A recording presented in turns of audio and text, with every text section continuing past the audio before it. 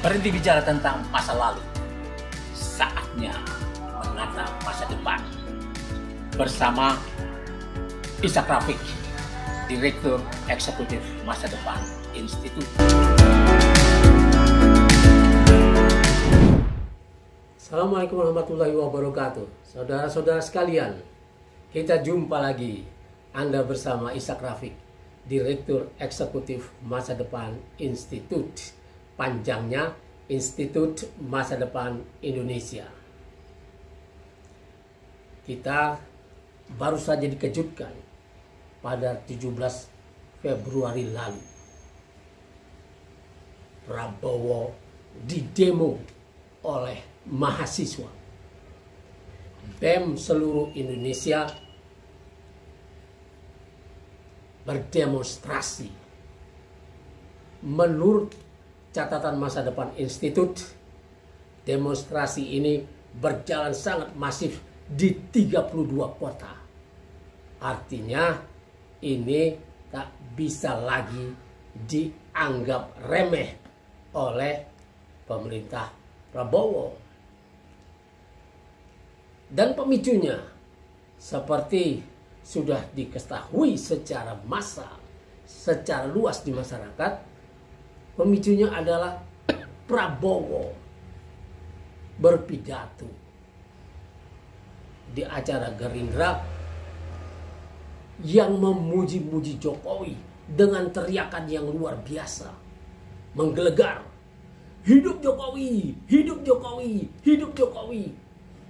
Dan ini membuat mahasiswa marah, seluruh Indonesia marah, tanah air bergetar karena Prabowo telah memuji-muji orang yang dianggap selama 10 tahun telah membuat negara ini bangkrut, tertimbun utang yang banyak, dan tanah-tanah rakyat telah dengan arogan diserahkan kepada investor dengan cap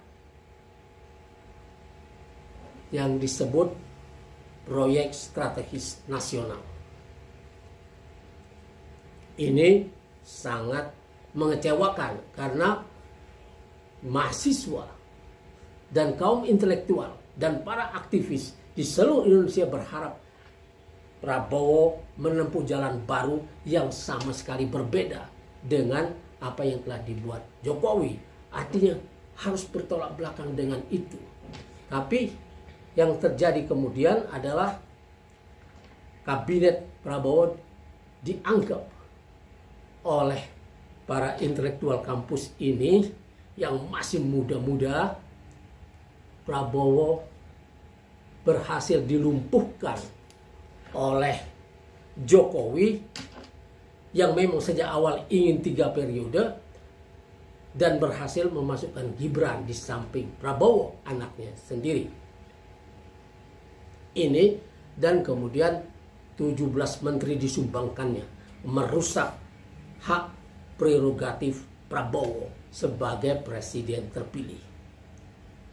Padahal Jokowi pada saat terpilih pada tahun 2014 dia tidak mengenal siapa-siapa. Dia berangkat dari Solo, seorang wali kota, kemudian memenangi Pilkada DKI, lalu belum selesai masa jabatan itu dia loncat menjadi capres dan menang. Dan ini luar biasa. Dia menggunakan hak prerogatifnya untuk menyusun kabinet 34 menteri plus 7 wakil menteri. Apapun hasilnya, dan rakyat telah terperangah dan merasa memasuki selama 10 tahun Jokowi memasuki periode penjajahan baru. Yang juga Jokowi pernah menyinggung ini, bahwa kita seperti masuk dalam masa penjajahan baru. Tapi itu adalah tangan-tangan Jokowi dan timnya itu. 2 periode dan DPR yang lumpuh, yang berhasil dilunakkan sehingga setuju saja dengan apa yang diinginkan Jokowi.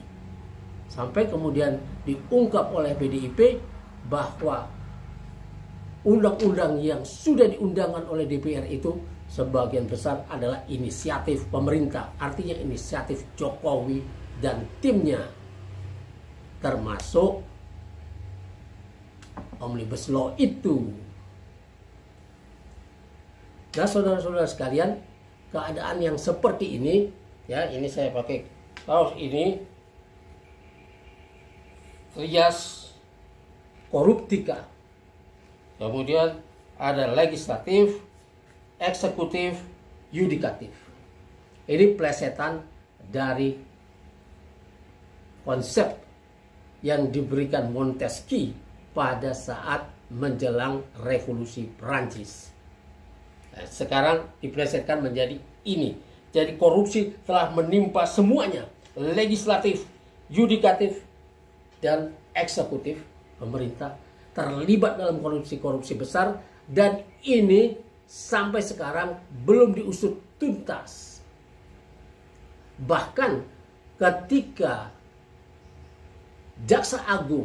kejaksaan mencoba mengusut korupsi timah 271 triliun sampai 300 triliun itu, di mana BUMN ini bekerja sama menjadi penadah dari timah-timah ilegal, dari penambang-penambang ilegal menjadi penadahnya, dan kerjasama ini menimbulkan kerugian negara yang luar biasa. Ketika mau diusut pada zaman Jokowi itu, Jokowi disinyalir telah membenturkan Densus 88 ya dengan Kejaksaan Agung, yang Densus 88 ini bagian dari Kepolisian Republik Indonesia yang sebetulnya menangani terorisme, tapi telah dipakai untuk meneror Kejaksaan Agung, dan ini sampai sekarang belum diusut siapa yang punya perintah itu. Walaupun pelaku korupsinya sudah dihukum 20 tahun penjara yang awalnya sangat rendah. Nah, ini perkembangan yang sebetulnya lumayan, tapi itu belum cukup sampai diketahui siapa yang merusak ini, yang membenturkan antar lembaga.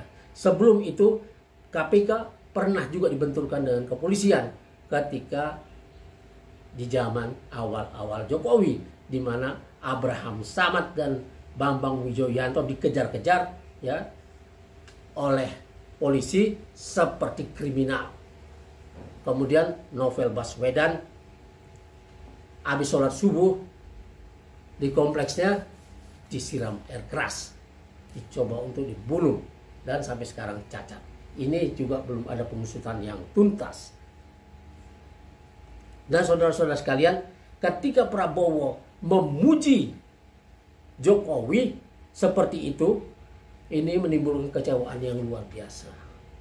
Dan 17 menteri yang disumbangkan Prabowo dianggap bagian dari kehancuran negara ini dan penaklukan Prabowo. Prabowo, seperti saya bilang dalam beberapa podcast saya, podcast Future Channel, bahwa Prabowo harus mereposisi dirinya di kabinet sebagai presiden. Dan sekarang nampaknya dia tidak ditaati oleh 17 menteri yang disumbang Jokowi. Dan ini memerlukan keberanian Prabowo untuk meresapel menteri-menteri ini yang membuatnya lumpuh. Kalau dibiarkan terlalu lama, maka mungkin Prabowo nanti malah menghadapi rakyatnya sendiri yang sebetulnya mau dia bela.